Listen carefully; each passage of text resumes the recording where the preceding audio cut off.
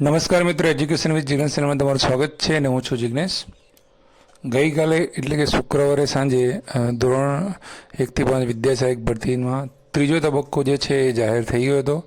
અને જેવી રીતે આપણે અગાઉ થોડા સમય પહેલાં જ ત્રીજો તબક્કો જાહેર થયો એના 15 મિનિટ પહેલાં જ આપણે વિડીયો અપલોડ કર્યો હતો. અને જે બાબત આપણે ચર્ચા કરી હતી કે બધાના જ કોલ લેટર નીકાળી દેવામાં આવે તો ઝડપથી ભરતી પૂર્ણ થઈ શકાય એમ છે.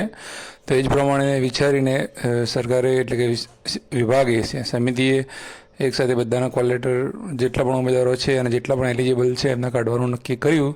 તો ત્રીજા તબક્કામાં જે પણ મિત્રોને કોલ લેટર નીકળ્યા છે તમામને ખૂબ ખૂબ શુભેચ્છાઓ. તો આજના વિડીયોમાં આપણે એની ચર્ચા કરીશું. તો એ પહેલાં આજે માધ્યમિકના ઉમેદવારો જે સરકારીના ઉમેદવારો છે માધ્યમિકમાં એ લોકોની શાળા પસંદગી જે છે એ 7 તારીખ સુધી કરવાની છે, 5 તારીખથી લઈને 7 તારીખ સુધીમાં.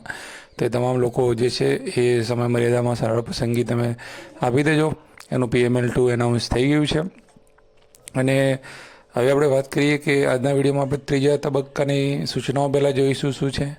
પછી ત્રીજા તબક્કામાં જાહેર તો થઈ ગયો, પણ 3 દિવસની અંદર આટલા બધા ઉમેદવારો કેવી રીતે થશે, એકચ્યુઅલીમાં કેટલા ઉમેદવારોને કોલ લેટર ગયા હશે, આપણે એની ચર્ચા કરીશું. અને બીજી પણ આપણે અમુક ચર્ચા કરીશું કે આની અંદર શું પોસિબિલિટી હોઈ શકે છે. OBCનો જે કોર્ટ કેસ હતો એ બાબતમાં શું છે એની પણ આપણે થોડી ચર્ચા કરીશું. તો વિડીયોમાં તમે અંત સુધી બનાવી રહેજો.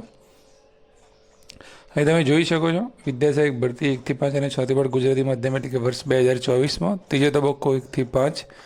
અહીંયા સૂચના આપેલી છે ચોખ્ખી કે ઉમેદવારોએ તારીખ 4/7/25ના રોજ 6 વાગ્યાથી અને તમામ ઉમેદવારોએ વેબસાઇટ ઉપરથી કોલ લેટર મેળવી લેવાના છે. અને 7/7/25થી 9/7/25 દરમિયાન જિલ્લા પસંદગી માટે બોલાવેલ છે. એટલે 7, 8 અને 9 3 જ દિવસ આપેલા છે. અને મેરિટની વાત અહીંયા કરીએ આપણે તો બિન અનામત કેટેગરી પ્રમાણે જ મેરિટ કાઢેલું છે 51.9500, એટલે કે આઈ થિંક આ જે છે 9,371 કે 72 GB છે છેલ્લા ઉમેદવારનો મેરિટ છે. અને અહીંયા સૂચના આપેલી છે ચોખ્ખી કે આ ભરતીમાં 1 થી 5 સામાન્ય પ્રવાહમાં SC/BC અને SCની જગ્યાઓ પૂરી થઈ ગઈ છે. તો જે આ બંને કેટેગરીમાંથી જે બિન અનામત કે ઓપનની જે પાત્રતા ધરાવતા નથી એવા ઉમેદવારોને કોલ લેટર આપવામાં આવેલ નથી. એની તમામ ઉમેદવારોએ નોંધ લેવાની છે કે જે લોકો ઓપન માટે એલિજિબલ છે એમના જ કોલ લેટર નીકળેલા છે. આ બે કેટેગરીમાં EWS અને STમાં નીકળ્યા હશે, કેટેગરીવાળાના પણ નીકળ્યા હશે કેમ કે એમાં જગ્યાઓ છે. અને 1/11/24ની જાહેરાત દર્શાવેલ દિવ્યાંગ ઉમેદવારોની જે વાત હોય છે 150 જેવી જગ્યાઓ તમે જુઓ કે દિવ્યાંગની આની અંદર પણ છે. તો એ જગ્યાઓ જે છે કાલે રહેવાની છે. તેમ જે તે કેટેગરી ABCD હોય પ્રમાણે જ એ જગ્યાઓ ભરાતી હોય છે. તો આ સુધી માહિતી તમારી સુધી પહોંચી જ ગઈ હશે. બધાએ કોલ લેટર ડાઉનલોડ કરી જ લીધા હશે જે લોકો એલિજિબલ હશે એમને.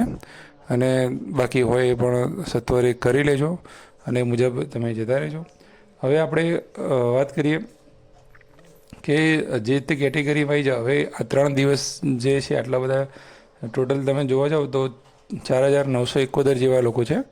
અને એક સાથે નંબર આટલો મોટો દેખાય છે, પણ જેવી રીતે બધા ઉમેદવારો વચ્ચેથી જે નીકળી જવાના છે જે મેન બે કેટેગરી જે છે SC અને SC/BCના, તો એ ઉમેદવારોની અંદર ખાસ કરીને નહીં હોય તો એમાં કેવું સ્ટેટસ છે આપણે જોઈએ. તો અહીંયા હું તમને એક આંકડા બતાવું છું. અહીંયા તમે જોઈ શકો છો કે ઓપનવાળા જે ઉમેદવારો જે રહ્યા એ આની અંદર 69 ઉમેદવારો છે. આખા મેરિટ લિસ્ટમાં કુલ ઉમેદવારો 69 છે. અને અહીંયા બાજુ મેં બતાવ્યું છે કે ઓપન સાઇઝ કેટલી જગ્યાઓ એ કેટેગરીમાંથી ભરાશે. આની અંદર કેટલા લોકોના આશરે કોલ લેટર એની અંદર નીકળ્યા હોઈ શકે છે. તો અહીંયા તમે જોઈ શકો છો કે ઓપનના 69 ઉમેદવારો છે. તો એ 69 જગ્યાઓ ભરાઈ જવાની છે. બધાને કોલ લેટર આવી ગયા છે. એટલે ઓપનના સામાન્ય પ્રવાહમાં જે પણ ઓપન માટે દાવેદાર એટલે જે ઓપન કેટેગરીમાંથી જેણે ફોર્મ ભર્યું હશે એ તો બધા આની અંદર લાગી જવાના છે. પછી વાત કરીએ SC કેટેગરીના આ લિસ્ટની અંદર 1109 જેવા ઉમેદવારો છે. જે તમામ ઉમેદવારની વાત કરું છું. એ 1109 ઉમેદવારો જે રહ્યા એની અંદર પણ આશરે 222 જેવા ઉમેદવારો જ જે છે એ લાગશે. કદાચ એટલા પણ ન હોય, આશરે આ તો મેક્સિમમ આંકડો મેં લીધો છે. ST કેટેગરીમાં 728 ઉમેદવારો છે આ 3 દિવસના મેરિટ લિસ્ટમાં. અને એની અંદર જે છે એ 640 ઉમેદવારો એ લાગે એવી શક્યતા છે પૂરેપૂરી. ત્યારબાદ SC/BCમાં 2787નું જે લિસ્ટ છે આખું, અને એની અંદર જોવા જઈએ તો 400 જેવા ઉમેદવારો હશે જે ઓપન માટે એલિજિબલ હોય. કદાચ આનાથી ઓછા પણ હોઈ શકે છે. મેક્સિમમ અંદાજ આશરે એ પ્રમાણેનો નીકળે છે. EWSની વાત કરીએ તો 278 ઉમેદવારો બાકી છે હજુ. તો એ 278 ઉમેદવારો જે રહ્યા એમાંથી 131 તો એમની જે જગ્યાઓ જ છે, બરાબર છે. તો બની શકે છે કે અહીંયા અમે 160નો આંકડો લીધો છે કે 160 ઉમેદવારો લાગે એવો, પણ બની શકે છે કે 200 પ્લસ પણ લાગી શકે છે. પણ લમસમ આપણે આંકડો ગણીએ છીએ તો કુલ ઉમેદવારો જે છે 4971 છે 3 દિવસમાં. જે નંબર આપણે ગણીએ છીએ કે 4400ને જે પૂરું થયું બીજો રાઉન્ડ, 4401થી લઈ અને જે પાછળ 9373 સુધીનો જે આંકડો છે એની અંદર આટલા બધા આવે છે 4971. પણ જે ઓપન માટે એલિજિબલ નથી મોટાભાગના એ લોકો જો આપણે કાઢી દઈએ છીએ તો જગ્યાઓ જે છે આ 1491 આંકડો જે ટોટલ છે આટલી જગ્યાઓ ભરાવાની શક્યતા છે. આનાથી થોડી 100-200 પ્લસ માઇનસ હોઈ શકે છે. હવે તમે જુઓ કે હાલમાં વધેલી ટોટલ જગ્યાઓ છે 1686 જગ્યા છે.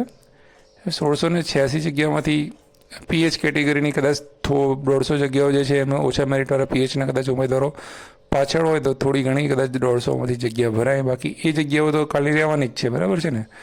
એટલે 150માંથી કદાચ એ 10 જ જગ્યાઓ કદાચ ભરી જાય, બરાબર. બાકી 140 જેવી જગ્યાઓ, એટલે એ 140 આ 1491નો જે હું આંકડો બતાવ્યો છે એની અંદર પાછો એ ઇન્ક્લુડ છે. તો કુલ મિલાઈને તમે જોવા જાઓ તો 200-300 જેવી જગ્યાઓ ખાલી રહેશે એવો અંદાજ લગાવી શકાય છે.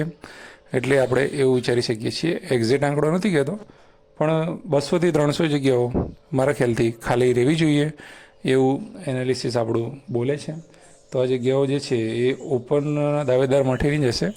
હવે આ જગ્યાઓ જે છે એના માટે શું થાય છે કે એ પછી જે છે એ સરકાર વિચારી શકે છે કે આવતી ભરતીમાં લેવી કે શું કરવું એમના ઉપર આધાર હોય છે.